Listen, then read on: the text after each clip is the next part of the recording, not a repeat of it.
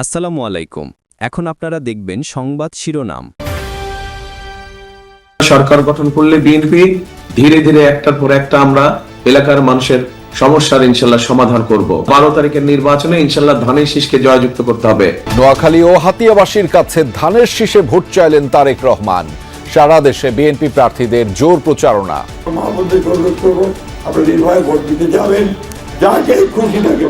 দেশের গণতন্ত্রকে শক্তিশালী করার জন্য এইবার আপনারা ধানের শীষের পক্ষে একটি ভোট দেবেন। দক্ষিণ পশ্চিমাঞ্চলের 4 জেলায় জামাতের নির্বাচনী জনসভা। দুর্নীতিমুক্ত দেশ গড়তে দাঁড়িপাল্লায় ভোট চাইলেন আমির। আপনারা কি চান সেই পুরানা বস্তা পচা যে সামাজিক ব্যবস্থা ছিল, যে রাজনীতি ছিল, আপনারা তার পরিবর্তন চান? আমরা এসেছি পরিবর্তনের আওয়াজ দিয়ে।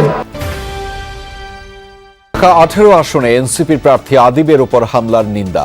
ইসিতে গিয়ে আনুষ্ঠানিক অভিযোগ জানালো দলটি, দোষীদের গ্রেফতারের দাবি। সশস্ত্র বাহিনীর ঊর্ধ্বতন কর্মকর্তাদের সাথে প্রধান উপদেষ্টার মতবিনিময়। ভোটের পরিবেশ নিয়ে সন্তুষ্ট কমিশন, জানালেন সচিব।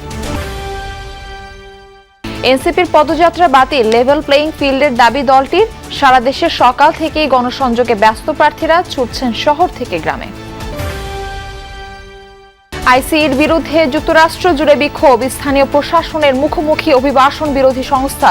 অস্থিতিশীলতার জন্য ডেমোক্রেটদের দোষারোপ ট্রাম্পের। আসসালামু আলাইকুম। এখন দেখবেন সংবাদ বিস্তারিত। 2024 সালের 5 আগস্ট রাজধানীর চানখারপুলে 6 জনকে হত্যার ঘটনায় 3 আসামির ফাঁসির আদেশ দিয়েছেন আদালত। বাকি 5 জনকে বিভিন্ন মেয়াদে সাজার রায় দেওয়া হয়েছে। মৃত্যুদণ্ডপ্রাপ্ত আসামিরা হলেন সাবেক ডিএমপি কমিশনার হাবিবুর রহমান, যুগ্ম কমিশনার সুবিত কুমার চক্রবর্তী, রমনার সাবেক এডিসি শাহ আলম আখতারুল। চানখারপুলে পুলিশের গুলিতে নিহত হন শিক্ষার্থী শাহরিয়ার খান আনাসসহ 6 জন। এ মামলায় 5 মাসের বিচার শেষে পুলিশের সাবেক 8 শীর্ষ কর্মকর্তার বিরুদ্ধে আজ রায় দেওয়া হয়। এটি পুলিশ বাহিনীর বিরুদ্ধে জুলাই হত্যাকাণ্ডের প্রথম রায়। এই বছরের 14 জুলাই মামলার বিচার শুরু হয়। 11 আগস্ট শুরু হয় সাক্ষ্য গ্রহণ। এই মামলায় সাক্ষ্য দিয়েছেন 26 জন। জবানবন্দিতে হত্যাকাণ্ডের তথ্য, ভিডিও ফুটেজ, ফোন আলাপ সহ নানা তথ্য উপস্থাপন করা হয়। এই রায়ে অসন্তুষ্টির কথা জানান নিহতদের পরিবার ও চিফ প্রসিকিউটর। এই সাজা আমরা মনে করি আদালতে যখন তাদের অফেন্স প্রমাণিত হয়েছে, ক্রাইমস এগেইনস্ট হিউম্যানিটি প্রমাণিত হয়েছে, ওয়াইড স্প্রেড এবং সিস্টেম্যাটিক অ্যাটাক প্রমাণিত হয়েছে এবং এই আসামিরা তারা প্রকাশ্যে গুলি করেছিল সেটা প্রমাণিত হয়েছে। এরপরে তাদেরকে যে সাজা দেওয়া হয়েছে আমরা মনে করি এটা ন্যায়সঙ্গত হয়নি। যদিও আদালতের আদেশ সকলের উপরে শিরোধার্য, আমাদেরকে মানতে হবে।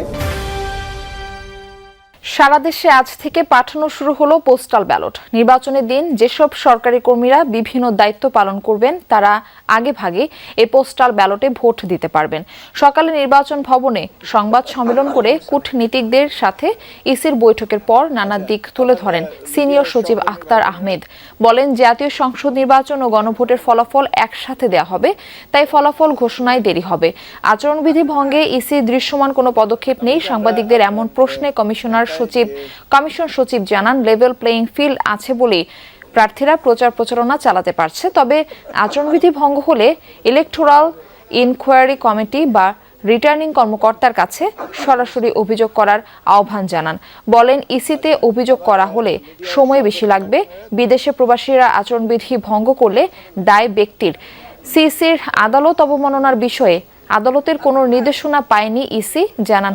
আমাদের দিক থেকে সর্বোচ্চ চেষ্টা থাকবে যত দ্রুত আমরা এটা করতে পারি এবং গণভোট এবং জাতীয় সংসদ নির্বাচন এর ভোট গণনা কনকারেন্টলি হবে, পাশাপাশি হবে, যাতে একটা ভোট হয়ে গেল আমি জিতে গেলাম বা হেরে গেলাম এই নিয়ে আর বা ইত্যাদি এই জিনিসগুলো যেন না হয়। ইন কান্ট্রি পোস্টাল ভোটের ব্যালট পেপার আজকে থেকে ডিস্ট্রিবিউশন শুরু হয়েছে। বিদেশে যদি আচরণবিধি লঙ্ঘন করেন তাহলে সেটা ব্যক্তি পর্যায়ের। দেশ আধিপত্যের কবলে পড়লে হাদি আবরাররাও বারবার ফিরে আসবে। দেশকে আর আধিপত্যবাদের কবলে পড়তে দেবে না দেশের তরুণ প্রজন্ম। কুষ্টিয়া জনসভায় এই কথা বলেছেন জামায়াতে ইসলামের আমির ডাক্তার শফিকুর রহমান।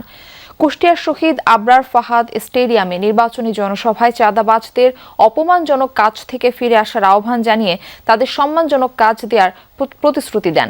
বেকার তরুণ তরুণীদের হাতকে কর্মক্ষম করে বেকারত্বকে দূর করা হবে বলেও জানান জামায়াত আমির।